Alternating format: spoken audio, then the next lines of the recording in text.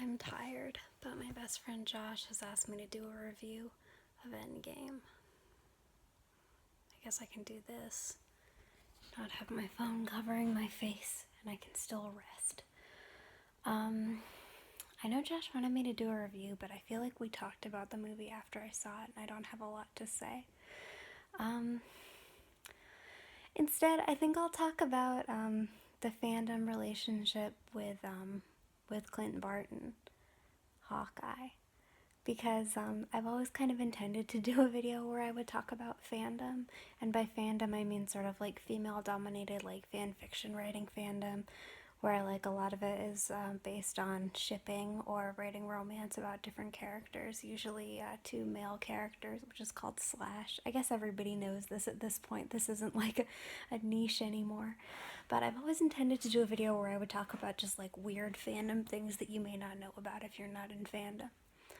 So something that I think is funny is that years ago, Clint Barton was a popular character. I'm gonna sneeze. I guess I didn't need to be laying directly under these lights. I have the genetic thing where you sneeze when you look at a bright light. So I probably should have put on a hat before I started doing this if I was gonna lay under the lights.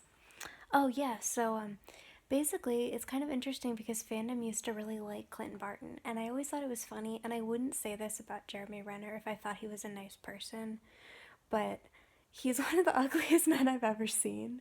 And so it's really, I always found it funny that so many people wanted to write stories about him like having sex with all the other Avengers because he's not attractive. And anyway, one of the most popular pairings ever is Clint Barton with Agent Coulson. And it's really interesting because, you know, it was like at times like popular or like competitively popular with pairings like Tony and Steve or Steve and Bucky, where like the characters have much more interaction and it's like much more obvious why people would ship them. But anyways, Clint and Coulson just happened to become super popular. I think people have even written essays on it. Like, for whatever reason, they had like just a few lines of interaction, and it was just at a time in the fandom. It was like before Winter Soldier, so people didn't really have the Steve and Bucky pairing as much, and so like people really wanted to write like a couple, and so they just sort of created from whole cloth this like relationship that they imagined Clint and Agent Coulson had. It's kind of similar to Inception fandom. I don't know if you're familiar with it, but people decided that two of the characters, Tom Hardy and Joseph Gordon-Levitt's characters, were exes who had this really complex relationship, even though they only say a few lines to each other. And so there was a huge fandom with thousands, 10,000s. I don't really know the numbers right now, but there was a very big fandom with romance stories being written about these two characters who, you know, are supporting characters in Inception and like don't interact with each other very much, and it was like the entire fandom for the movie. Like people hardly wrote any other fan fiction about the movie except for these two characters being together. Anyway, the thing about Clint that I think is interesting is that fandom used to like him, and the reason people liked him was just because there was all this fanon, which is what it's called. Canon is what happens in the movies or the books or whatever. Fanon is like what is generally accepted by the fandom. So people just sort of like invent things and they kind of become like known and like they're included in all the stories, but they're not actually in the source material.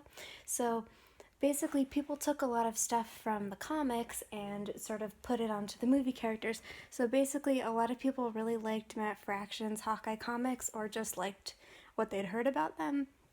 And so they wrote lots and lots of fan fictions about Hawkeye where Kate Bishop is there and he's deaf and he's sort of like a disaster, which I guess is how Matt Fraction depicts him, you know, like a funny disaster. And he's, I can't remember which 616 version this is, but apparently he used to be in the circus or something like that.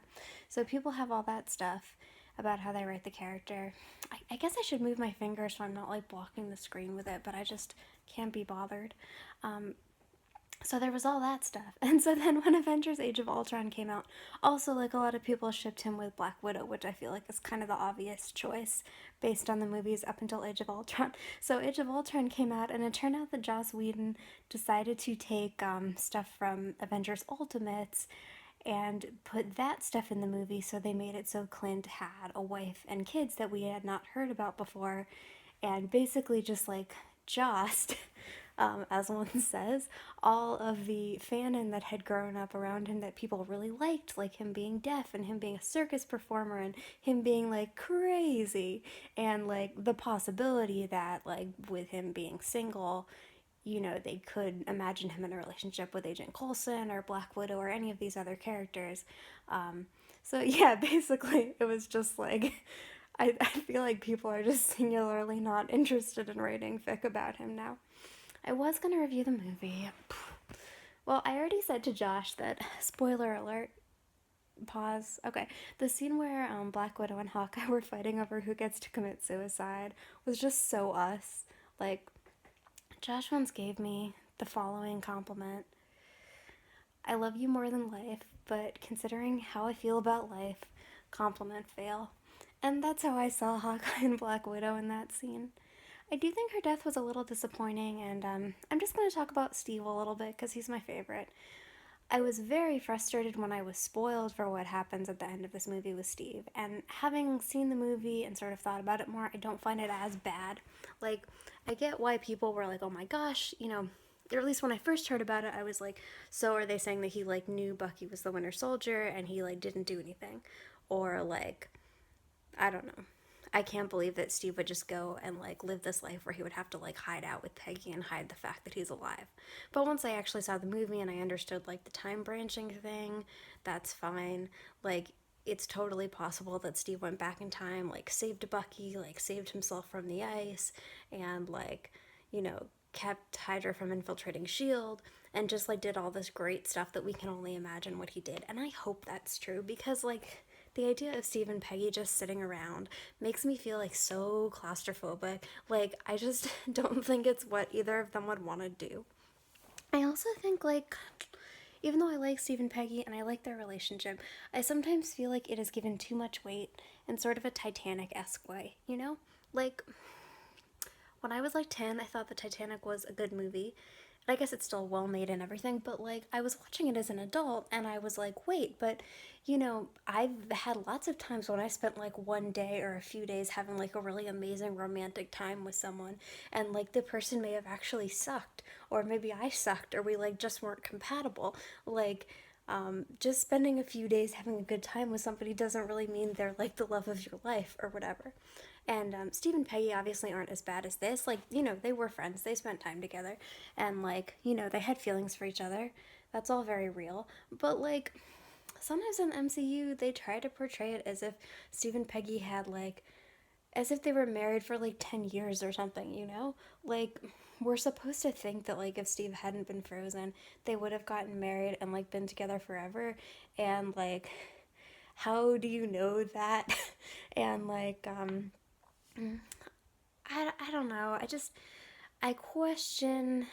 think it's a little weird sometimes when there's like this focus. Like, I get that Peggy's important to Steve, that's good. But, and like, for example, I like how it is in like Winter Soldier and Civil War, when like we can see that Peggy's really important to Steve. But I don't like in stuff like Age of Ultron, or sort of like in this movie, when there's like this idea like, oh, if only Steve could go back and be with Peggy. I feel like it's sort of, I don't know, kind of like undoes his character development, or just makes it seem like, yeah, it just makes it seem like it never really moves on from like, oh, Steve's unfrozen, that sucks, his life is hard, he's a man out of time. And then like, no matter what he does, like, I don't know, going back to this at the end kind of just seems to be like, okay, I guess Steve's just like, he never did move on, he never got better. The only way he can be happy is by going back and like living in the 40s and being with Peggy. And I guess I just find that like a little disappointing, even though I'm very excited for Sam and Bucky's TV show. Um, I wish I could review more. I mean, I thought the movie was pretty good. There's some things where I'm kind of like the whole way the heist works was kind of silly. Like, there were a lot of times when, Okay, first of all, if they only had enough Pym particles to go once, and I know they have to only be able to do it once or it wouldn't be a heist, but like, they didn't need to send as many people on each trip as they did, and like, I don't think they thought they had to send as many people as they did. Um, like with the Soul Stone, they didn't know that somebody had to die, so they would have thought that they could just send one person. So it's like, why didn't they just send fewer people on each trip and then they could try again? Whatever. Anyway, I thought the movie was fine. I think I agree with some other reviews I've heard and seen where people were like, I really enjoyed the movie and now I'm starting to forget what happened. I think that's kind of true. Um, at least they sort of undid the problem of Infinity War where it was like everybody shows up the movie by just getting rid of so many of the characters. I love Nebula and Gamora's storyline. That was really good. What else? The little kid playing Tony's daughter was terrible.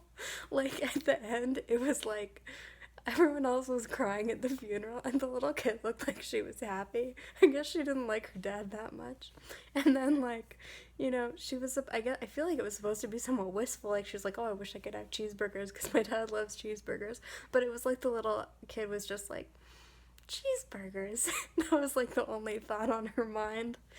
Um, Sorry, I wish I had more to say. I mean, I have lots of thoughts about the movie. I thought it was pretty good, and like a lot of the fan service definitely felt like it was directly served to me. I was really pleased with the elevator scene, lots of other things. I hope Josh is happy, but I just don't really feel like there's that much to say about Endgame, and like everyone in the world has already seen it. So I hope you at least enjoyed some of the fandom trivia. Comment and tell me if you would like me to do more videos about fandom. And also, if you are not that familiar with fandom yourself, let me know if you understood my explanation. Like, I don't know how much more I would need to explain. But I really wanted to do a video just talking about some of the kind of weird things that, like, we sort of take for granted in, like, fandom land that actually are, like, very weird.